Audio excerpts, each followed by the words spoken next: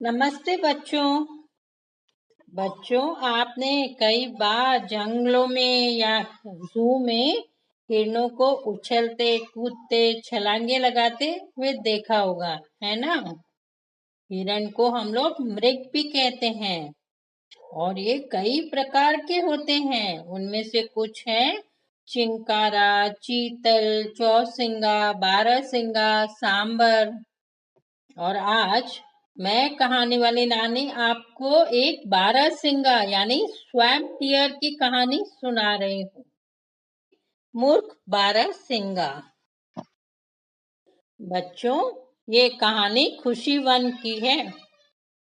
पता है इस वन का नाम खुशी वन क्यों था? इसलिए था कि यहाँ सभी पशु पक्षी खुशी खुशी मिलजुल कर रहते थे। खुशी वन का माहौल बहुत ही मस्ती भरा था और खुशी वन के राजा थे शेर सिंह। वे समय समय पर अलग अलग आयोजन किया करते थे। बच्चों, इसी खुशी वन में एक बारहसिंगा रहता था। उसका नाम था रूसर। रूसर के सींग बहुत ही बड़े और सुंदर थे। रूसर को अपने सींगों पर बहुत गर्व था, बहुत घमंड था। एक बार की बात है, खुशी वन में सुंदरता प्रतियोगिता यानी ब्यूटी कॉन्टेस्ट रखी गई थी। जंगल के सभी जानवर पक्षी सभी ने इसमें भाग लिया था। राजा शेर सिंह एक बड़े से मैदान में एक बड़े से पत्थर पर बैठे हुए थे।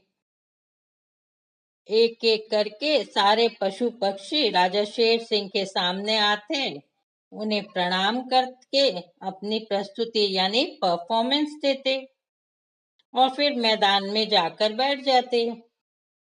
जब सारे पशु पक्षी अपनी प्रस्तुति देकर बैठ गए, तब राजा शेर सिंह खड़े हुए और कहने लगे, आज की यह प्रतियोगिता बड़ी ही शानदार रही। सभी ने बहुत अच्छा प्रदर्शन यानी परफॉर्मेंस दिया।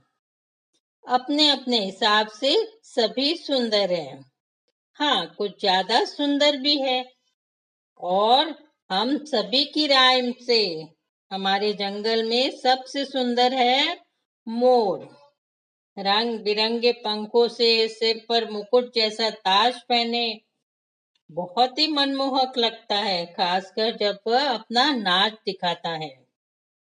तो आज की इस कंपटीशन का विनर है मीकू मोर।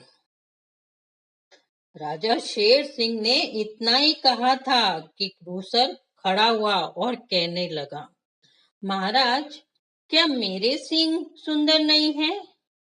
पूरे जंगल में मेरे जैसे सुंदर सींगों वाला कोई भी जानवर नहीं है, किसी के भी नहीं है।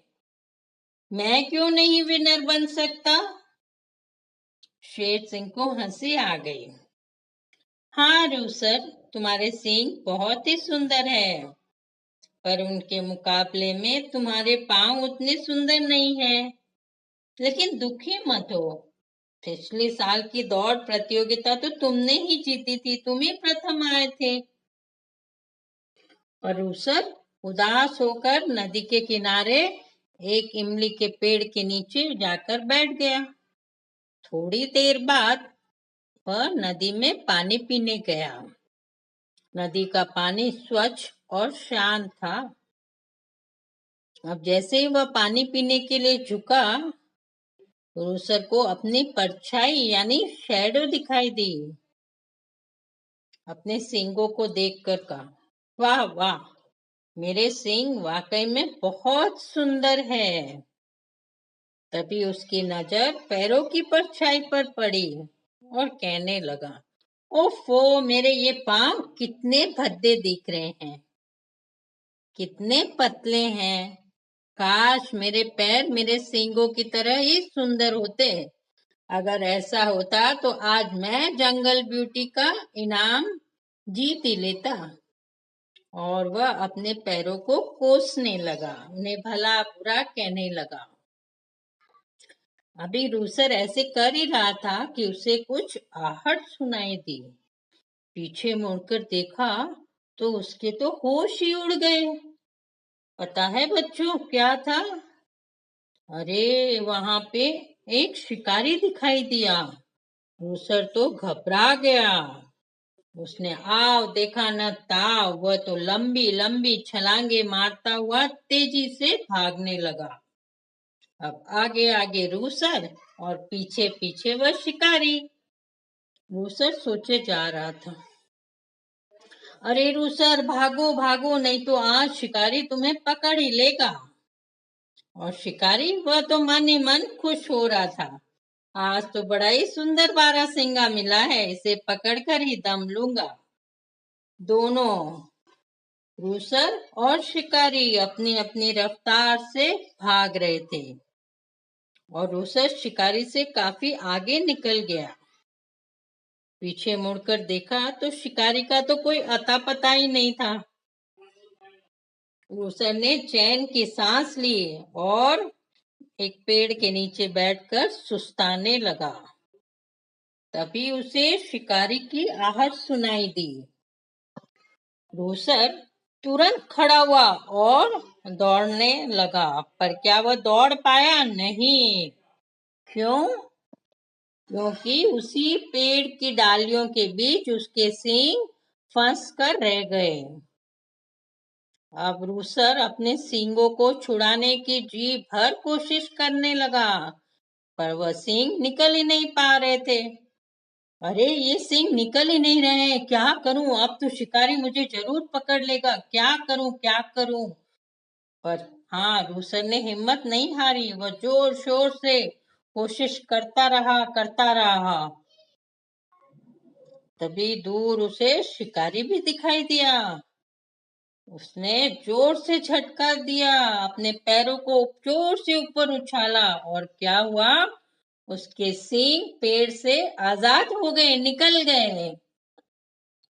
और फिर बिना कोई समय गवाए हुए वह बड़ी बड़ी ऊंची ऊंची छलांगे मारता हुआ शिकारी से बहुत दूर जंगल में ओझल हो गया।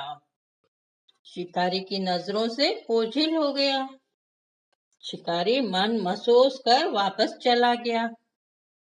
अब रूसर बारहसिंगा एक सुरक्षित स्थान पर पहुंच गया।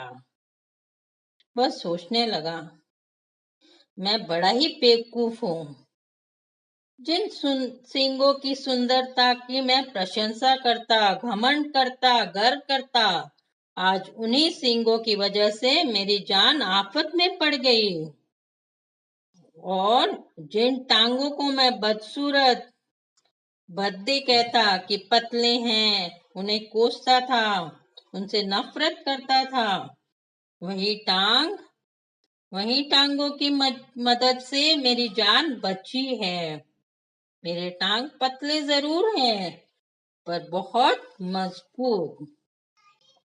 इन्हीं की वजह से आज मैं सुरक्षित हूँ, वरना शिकारी तो मुझे पकड़कर ले ही जाता। और आज रूसर को अपने टांगे सींगों से भी ज्यादा सुंदर लग रही थी। तो बच्चों समझे, हमें सुंदरता की प्रशंसा जरूर करनी चाहिए, पर उससे ज्यादा महत्व गुणों की प्रशंसा करनी चाहिए। हमें उपयोगिता को मान देना चाहिए। सुंदरता से उपयोगिता बेहतर है। तो आप भी सिर्फ सुंदरता ना देखें, गुणों को भी देखें। तो बच्चों, आपको कैसी लगी ये कहानी? अगले हफ्ते फिर मिलूंगी एक और कहानी के साथ। तब तक गुड बाय, टेक केयर।